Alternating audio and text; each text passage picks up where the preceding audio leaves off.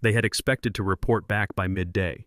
Then the world seemed to shrink around them, and no help was near. In Vietnam, being outnumbered was not unusual. American units frequently operated in territory where enemy forces held numerical advantage. What made a situation critical was not the numbers alone, but the combination of numbers and isolation. When a patrol found itself surrounded by a larger force, cut off from reinforcement, with no immediate prospect of extraction, survival depended entirely on what the men carried with them, their weapons, their training, and their ability to function as a cohesive unit under conditions that offered no margin for error. In the autumn of 1969, a squad-sized patrol from the 25th Infantry Division was operating in the border region near the Cambodian frontier, west of Tay Ninh Province. The area was known for heavy enemy activity. North Vietnamese army units used the border as a sanctuary, crossing into Cambodia to rest and resupply before returning to conduct operations inside South Vietnam. American patrols in the region operated with the understanding that they were moving through territory the enemy considered their own. The patrol consisted of 12 men. It was led by a staff sergeant named Kowalski, a veteran of 2 previous tours who had extended his service and returned to Vietnam after a brief stateside assignment. The men under his command were a mix of experienced soldiers and newer arrivals. Some had been in country for 8 or 9 months. Others had arrived within the past 6 weeks. The patrol included a radio operator, a medic, 2 men carrying M60 machine guns, and the rest armed with M16 rifles and M79 grenade launchers. Their mission was a standard reconnaissance patrol. They were to move along a ridgeline that overlooked a valley suspected of being used as a transit route for enemy forces moving supplies south. The patrol was to observe, report any activity, and avoid engagement unless absolutely necessary. The emphasis was on gathering intelligence, not making contact. In doctrine and in practice, reconnaissance patrols were expected to remain undetected. If they encountered enemy forces, they were to withdraw and call for support rather than initiate combat. The patrol had been inserted by helicopter at dawn. The landing zone was a small clearing on the eastern slope of the ridge, barely large enough for a single UH-1 to land. The men had moved out immediately, climbing the slope and spreading into patrol formation as they reached the ridgeline. Kowalski positioned himself near the center of the column, with the radio operator directly behind him. The point man, a specialist named Ramos, moved ahead by 20 meters, scanning the trail and the vegetation on either side. The terrain was difficult. The ridgeline was narrow and heavily forested. Visibility rarely exceeded 15 meters. The undergrowth was thick with vines and bamboo. Movement was slow and required constant attention. Every step had to be deliberate. A careless footfall could snap a branch or dislodge a rock, creating noise that would carry through the jungle and reveal the patrol's position. Kowalski had briefed the men before insertion. Noise discipline was absolute.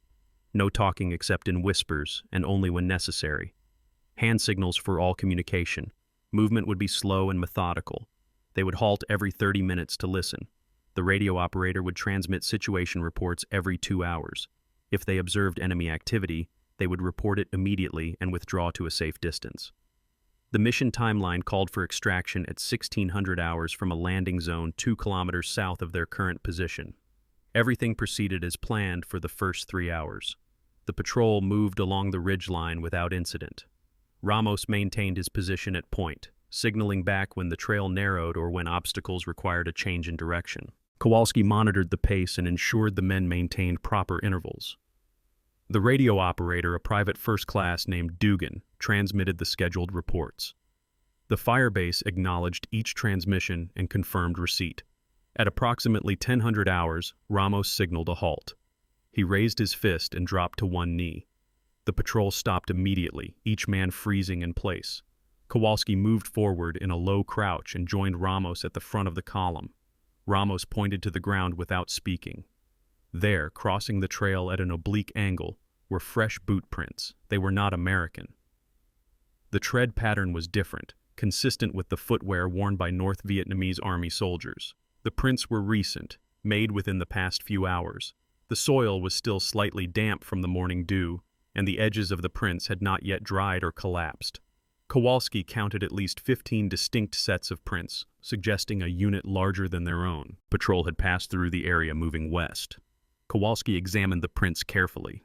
The depth and spacing suggested the men had been moving at a normal walking pace, not running or hurrying. They had not been attempting to conceal their movement. This indicated confidence. They were operating in an area they controlled or believed they controlled. They did not expect to encounter American forces.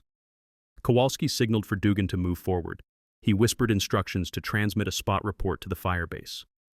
Dugan keyed the handset and transmitted the coordinates of the trail crossing along with the estimated size of the enemy unit and direction of movement. The firebase acknowledged and requested the patrol maintain position and continue to observe.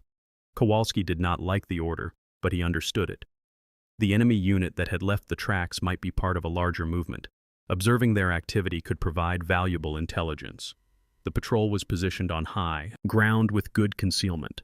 As long as they remained undetected, they could observe without significant risk. The patrol moved 50 meters off the trail and established a hasty defensive position in a thicket of bamboo. The men spread out in a loose perimeter, each facing outward. Kowalski positioned himself where he could observe the trail without being visible from it. The men settled into stillness. No one moved unnecessarily. They waited. An hour passed. The jungle around them was not silent. Birds called. Insects buzzed. Somewhere in the distance, a monkey shrieked. The sounds were normal, undisturbed. If enemy forces were nearby, they were not moving or making noise. At 11:30, Ramos, who had remained closest to the trail, signaled movement. Kowalski turned his attention to the trail. Through the vegetation, he could see figures moving. They were North Vietnamese soldiers moving in single file along the trail from east to west. They carried AK-47 rifles and wore the standard olive-green uniforms and soft caps of the NVA. Some carried packs, others carried ammunition crates suspended on bamboo poles between two men. Kowalski counted them as they passed.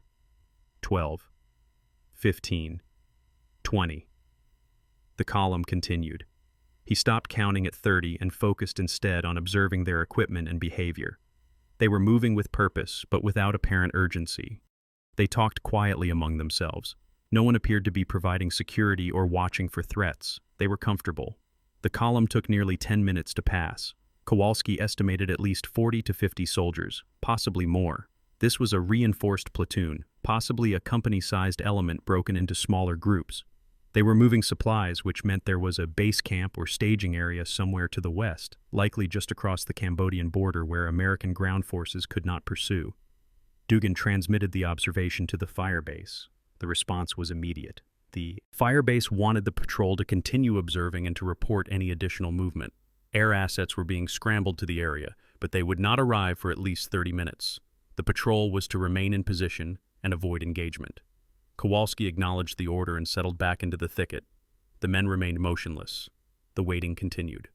20 minutes later, Ramos signaled again. Another column was moving along the trail, this one larger than the first. Kowalski watched as the soldiers passed. They were equipped similarly to the first group, but this column included men carrying heavier weapons. He saw at least 2 RPG launchers and what appeared to be a crew-served machine gun broken down and carried in sections. The second column took longer to pass.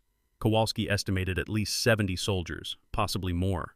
Combined with the first group, that suggested a battalion-sized element was operating in the immediate area. This was significant. A force of that size could pose a serious threat to American installations and patrols throughout the region. Dugan transmitted the updated report. The firebase acknowledged but provided no new instructions. The patrol was to continue observing. Kowalski began to feel uneasy. The patrol had been in position for over an hour. They were deep in enemy-controlled territory, observing a force that outnumbered them by at least 10 to 1. If they were discovered, there would be no time to withdraw. They would be surrounded and overwhelmed before support could arrive. The longer they remained in position, the greater the risk. At 12:15, the situation changed. From the north, beyond the ridgeline, voices called out in Vietnamese. They were not far away, perhaps 200 meters. The voices were followed by the sound of movement through the underbrush. Someone was approaching from the direction the enemy columns had come. Kowalski signaled the patrol to freeze. No one moved. The voices grew louder. Whoever was approaching was not attempting to move quietly. They were talking, laughing, making noise as they moved. This suggested they were not combat troops on patrol, but support personnel, perhaps stragglers from the columns that had already passed. The voices came closer. Kowalski could see movement through the vegetation. 3 soldiers appeared on the trail, walking casually. They carried rifles slung over their shoulders. One of them was smoking. They stopped less than 10 meters from where the patrol was concealed. The soldiers stood on the trail talking. One of them gestured to the west toward Cambodia. Another laughed. They seemed to be discussing something mundane, perhaps the distance they had traveled or the weight of their packs. They showed no awareness of the American patrol less than 30 feet away. Kowalski's hand was on his rifle. Around him, the other men were equally tense. If the soldiers stepped off the trail and into the thicket, they would stumble directly into the patrol. There would be no choice but to engage. Once the first shots were fired, the noise would carry. Every enemy soldier within earshot would converge on their position. The patrol would be trapped. The seconds stretched. The soldiers continued talking. One of them unslung his rifle and leaned it against a tree.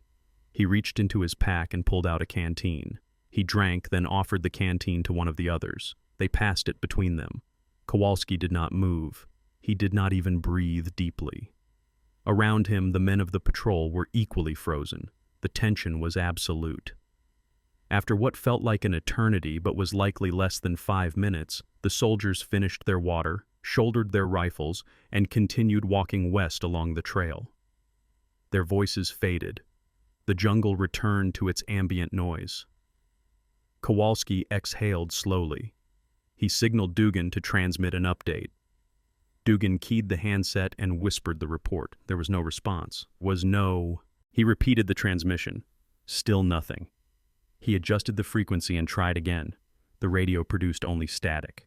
Dugan looked at Kowalski and shook his head. Communication was down. Kowalski felt the situation shift. Without the radio, they had no way to coordinate with the firebase. They could not call for support. They could not request extraction. They were alone. He considered the options. The original extraction point was 2 kilometers south. The scheduled extraction time was 1600 hours, approximately 4 hours away. If they moved now, they could reach the landing zone with time to spare. But moving meant crossing terrain that was clearly occupied by enemy forces in significant numbers. The trails were being used. Patrols or work parties might be anywhere. Staying in position was equally risky. They were deep inside an area the enemy controlled. If they were discovered, they would be outnumbered and cut off with no means of calling for help. Kowalski made his decision. The patrol would move to the extraction point, but they would avoid the trails and move through the densest vegetation, sacrificing speed for concealment. They would take a longer route that skirted the ridgeline to the east, moving downslope into the valley before turning south toward the landing zone. It would add distance and time, but it would reduce the likelihood of encountering enemy forces. He signaled the patrol to prepare to move. The men checked their equipment, tightened straps, and ensured nothing would rattle or make noise. Ramos took point. The patrol moved out in single file, descending the eastern slope of the ridge. The vegetation was thicker on the slope. Movement was painfully slow. Vines caught on equipment and had to be carefully untangled. Bamboo thickets forced detours. The patrol moved in near silence, stopping frequently to listen. Every sound was evaluated. Every rustle of leaves or snap of a twig was cause for caution. They descended for 30 minutes before reaching the valley floor. The terrain leveled out, but the vegetation remained dense. Kowalski adjusted the route to head south, paralleling the ridge they had just left. The plan was to cover at least a kilometer before turning west toward the extraction point. At 1300 hours, they heard voices again. This time, they came from ahead, not behind. Kowalski signaled a halt. The patrol dropped into the undergrowth and waited. The voices grew louder. A group of soldiers was moving through the valley, heading north. Kowalski could not see them through the vegetation, but he could hear them clearly. They were talking, calling to each other, moving without concern for noise. This was their territory. They had no reason to expect contact with American forces. The voices passed within 50 meters of the patrol's position. Kowalski counted at least 6 distinct voices, possibly more. The group took several minutes to pass. When the voices faded, Kowalski waited an additional 10 minutes before signaling the patrol to resume movement. They continued south. The valley floor was crisscrossed with small streams and patches of swampy ground. The men waded through water that reached their knees, moving carefully to avoid splashing. Their boots sank into mud. Progress slowed further. At 1400 hours, they reached a point where Kowalski estimated they were approximately 1 kilometer from the extraction point. He signaled a halt and gathered the squad leaders. They conferred in whispers. Dugan attempted to raise the firebase on the radio. There was still no response. The radio remained silent. Kowalski explained the situation. They were an hour and a half from the scheduled extraction time. The landing zone was a kilometer away, across open ground that might be under observation. They had encountered multiple enemy groups, all moving freely and showing no sign of heightened alert. This suggested the enemy did not know the patrol was in the area. That advantage would disappear the moment helicopters arrived for extraction. The men understood the implication. When the helicopters came, the noise would draw attention. If enemy forces were nearby, they would move toward the landing zone. The patrol would have to secure the area long enough for the helicopters to land and extract them. With 12 men against a force that numbered in the hundreds, that would be difficult. Kowalski made his decision. The patrol would move to within 300 meters of the landing zone and establish a defensive position. They would remain concealed until they heard the helicopters approaching. Only then would they move to the landing zone and signal for extraction. This would minimize the time they were exposed and reduce the likelihood of the enemy converging on their position before the helicopters arrived. The patrol resumed movement. They moved slowly, carefully, scanning the vegetation ahead. At 14:30, they reached a position overlooking the landing zone. It was a small clearing, perhaps 50 meters across, surrounded by trees. The clearing was empty. There was no sign of enemy activity. Kowalski positioned the patrol in a defensive perimeter in the tree line surrounding the clearing. The two M60 gunners were positioned to cover the most likely avenues of approach. The riflemen spread out to fill the gaps. Kowalski and Dugan remained in the center, where they could observe the clearing and coordinate the patrol's actions. The men settled into position and waited. Dugan continued attempting to raise the firebase on the radio.